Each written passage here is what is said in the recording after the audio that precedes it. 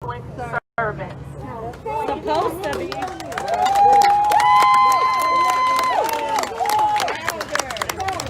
We pay their bills. We write their checks. We put the money in their bank accounts.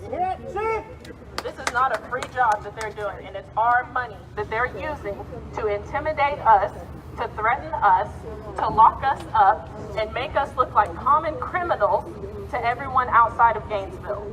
You can look at my record, it's clean. It is clean, okay? I've never had a problem. I went to the principal's office a few times. That was just a difference in opinions. We got that settled, so it was okay. But I've never had a problem in this town. I mean, it's heartbreaking to get out here and see people that I've known my entire life standing across the street, hoping that I get struck by lightning when I'm out here marching, threatening me on Facebook. I've lost family members. I've lost friends. I mean, I don't trust a single elected official. Well, actually, I trust a few. Let me take that back. I don't trust the majority of our elected officials right now in the town that I have to live in. The town that I grew up in, that I love, that I wanted to change for the better, and you guys are making it hard as hell. And that's what they're going to continue doing. They wanted that statue so badly that they're willing to take us back to 1960 to keep it. They want us segregated. They want everything on that statue to make sense in this town, so they have a reason to have voted to keep it up as it was. And we're not giving them that reason. Because this isn't just about pro-Gainesville. This isn't just about that statue being horrendous and hideous and disgusting. It's about the fact that that statue being voted to stay, that means that the whole community is being looked at the way that that statue is looked at. Our home, our hometown, everything about this town is being looked at as disgusting and vile and racist. That's not who we are. We prove that every week, but we have to prove it a little bit harder. So we've got to get back to writing our letters. We've got to move on to going and requesting meetings in person because they're still not communicating with us. We can't get an email back, a letter back, a call back, a text back. They want nothing to do with us. So we've got to start showing up to the courthouse and requesting meetings with the secretaries. And we've got to show them that we're not going anywhere. We're going to continue to be peaceful. We're going to do it the same way we've always done it. And I'm so proud of everyone. Today is the scariest day I've had during this entire journey, the entire thing. But even when I was talking to my mom, I knew I had to be out here because I knew I had all of you. I don't feel scared when I'm with you guys. I feel safer than I feel anywhere else in this town. I mean, you guys are what's making this team.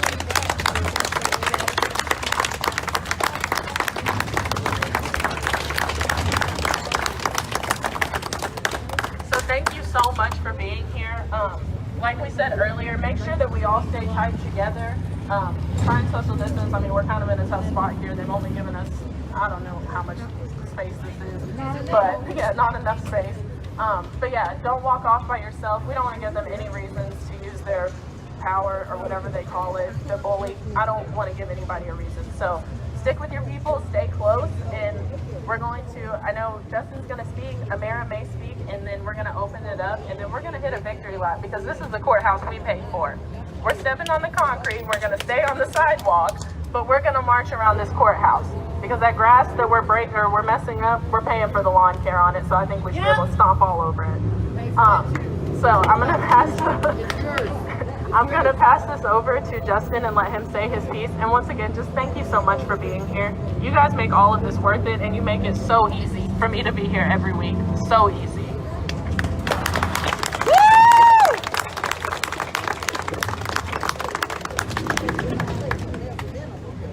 I just want to thank everybody for coming out today. I know a lot of people decided not to show up because of the fear that the police have installed in everybody. The rumors of mass arrests happening tonight and things of that nature. So I just want to touch on a couple of things that happened over the week. Jasmine touched on a few, but I want to give you my perspective of what happened. So on Sunday we had a march. After the march, the DPS officer actually approached me. He thanked me for how peaceful we were marching. He thanked me for how calm we always are because he's been to other cities and things of that nature. And what he knows that we're not the national narrative that everybody keeps trying to portray us to be. On Monday morning, we woke up And there was a lot of people not happy with our protest, of course. And so we had inbox full of messages from both sides of people who did not even take the time to show up to our protest, but were so quick to judge how we protested. Who were so quick to make assumptions on different things that we did without being here and without asking first. Wednesday morning, I woke up and heard the news of warrants being placed out for my arrest and for Amira and Tori. I immediately knew that Kevin Phillips, who's standing behind you, white hair, Chief Terrace. I immediately knew that this was an attempt to silence us, as we had been getting information from people close to court commissioners and close to city officials who's told us that they are preparing to shut us down in any means possible. So when we noticed the warrant, we knew immediately that this was going to be their attempt to silence us.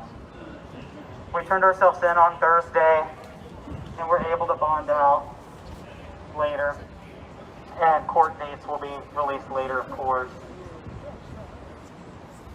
The next day, we were informed that while we were in jail, just a quick timeline real quick. We had our protest Sunday.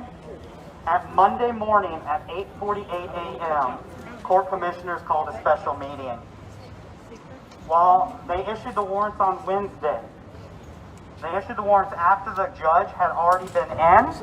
So even if we were arrested on Wednesday, we would have not seen the judge until the next day at 10 a.m.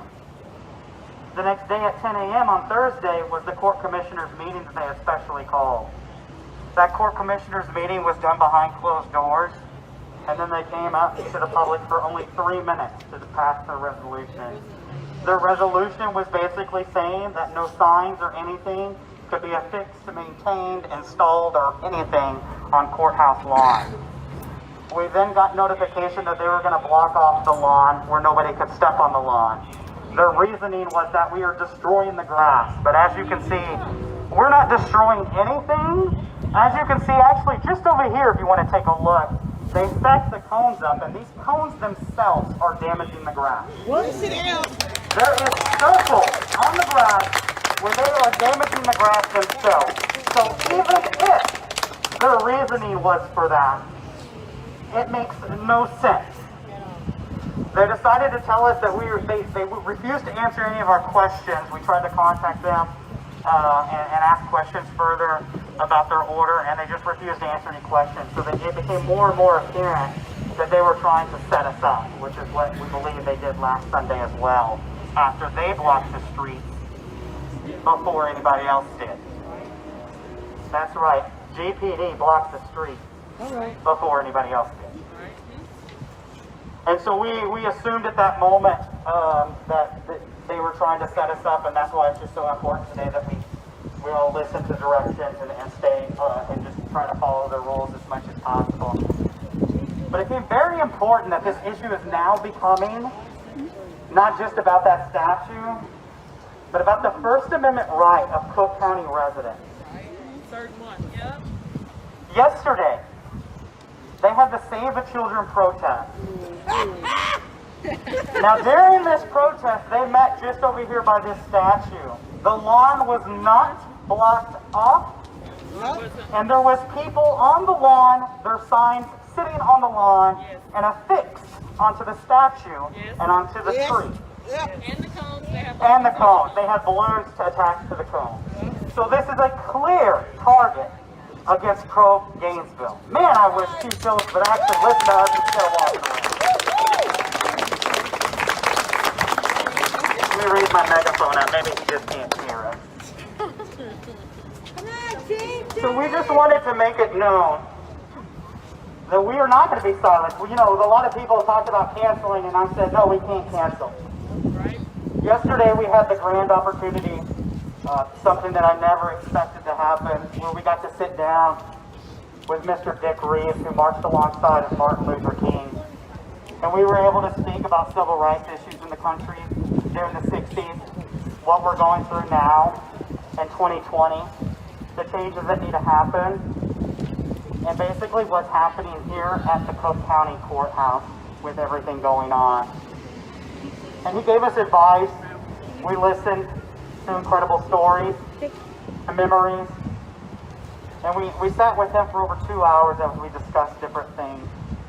And it became a very, very, very imperative that we showed up today. Because what they are trying to do is silence us. And they cannot do that.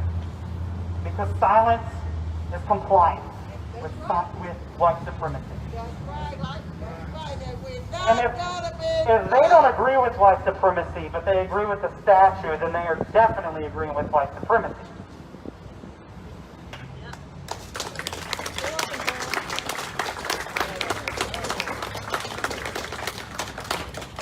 So now, we have a message to the police officers, to the community, those watching live stream. The Cook County Commissioners have decided that they agree with the values of the Confederacy.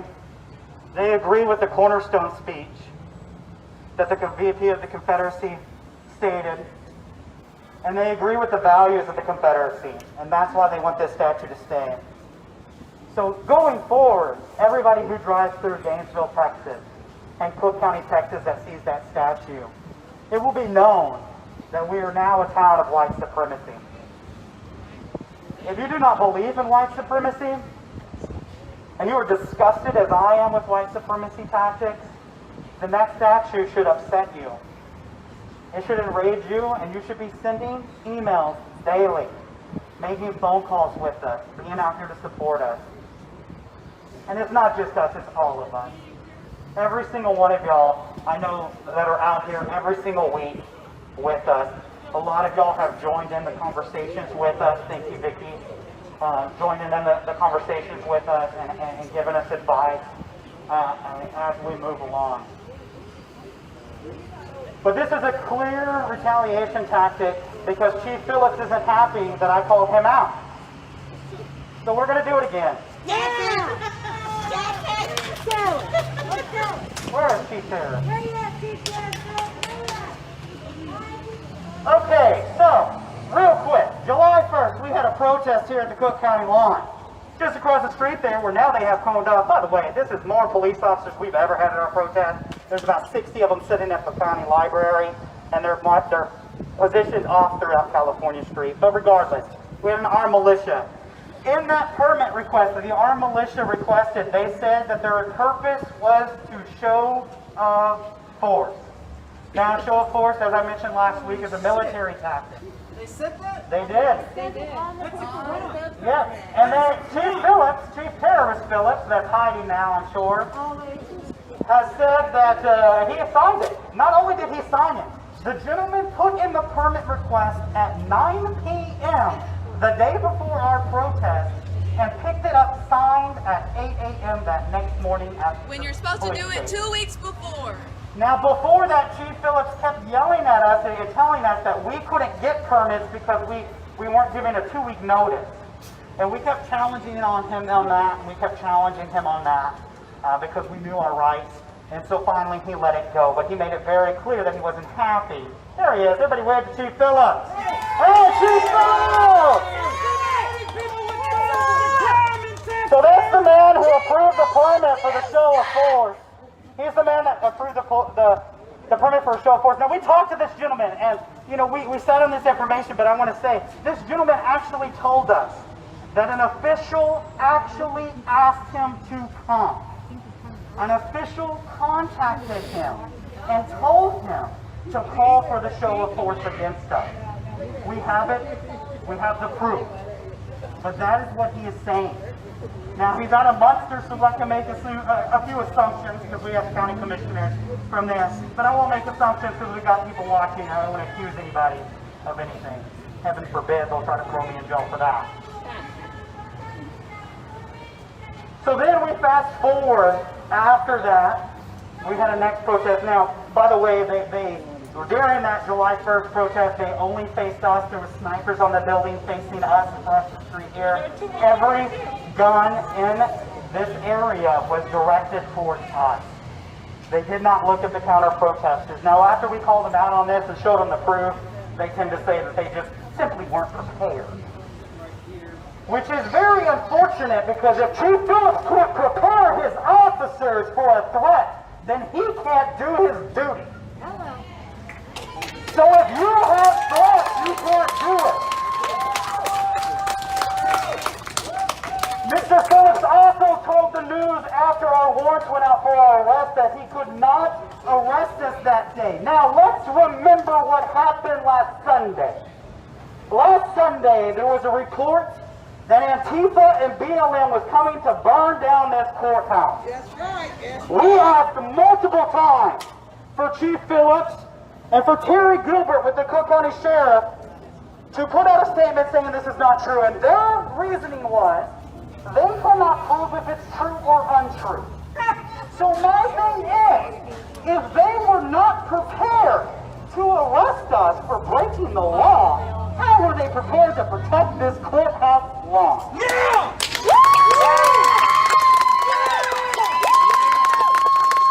That is because Chief Phillips can't prepare for situations. Heaven forbid something did happen here. I feel unsafe because our chief doesn't know how to lead his officers in that manner. Chief Terry! If we were such a risk to people, then why didn't he say something? Why did DPS come up to me and thank me for how we protested? Why would that happen? I'll tell you why. He's mad because we're calling them out. So let's get the next thing. Officer Justin Patterson. Now, Officer Justin Patterson was on Facebook under the pseudonym of Axel Foley. Believe it or not. Now, Mr.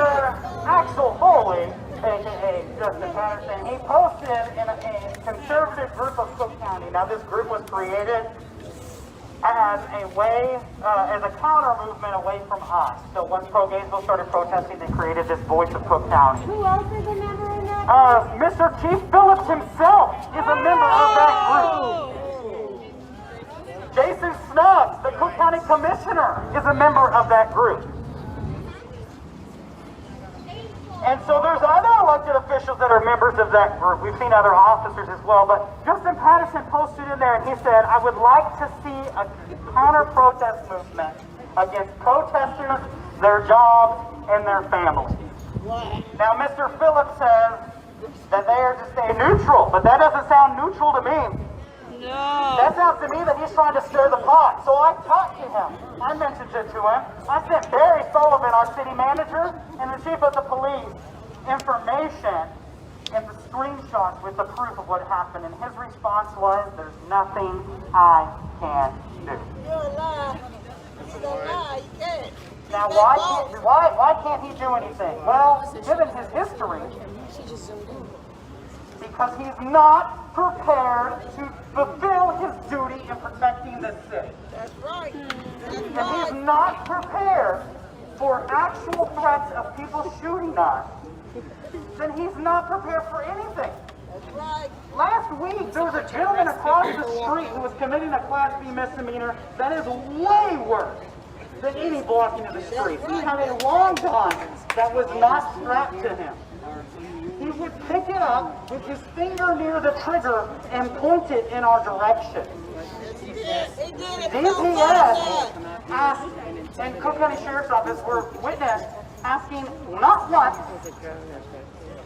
not a second try, not even a third try, but after the third time of them asking him not to point it at us politely, they finally asked him, just put the gun up. Now, I'm sorry, but that's far more dangerous than somebody walking in the street. We want to know where the warrant for his arrest is. Chief Phillips?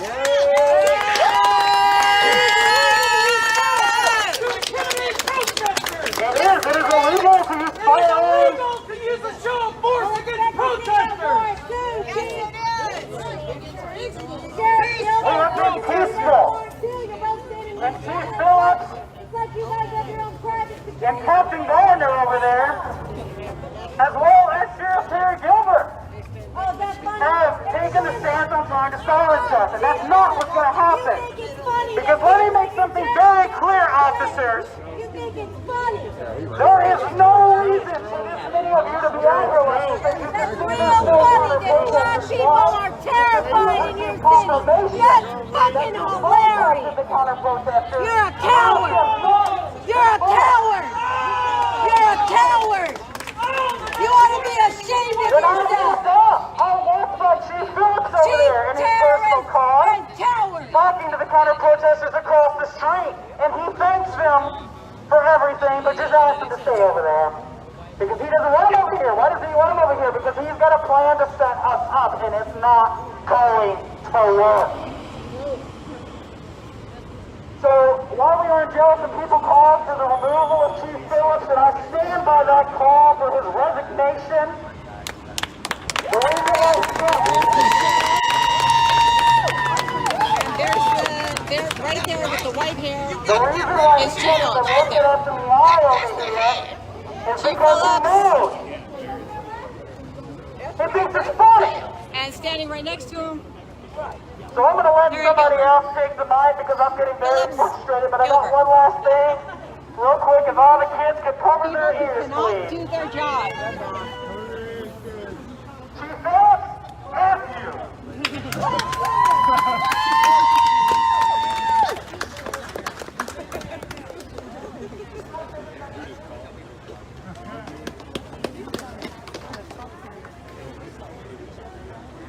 So I really just wanted, Oh, nobody wants to see that. I want to put something in you guys' mind real quick. So today I was not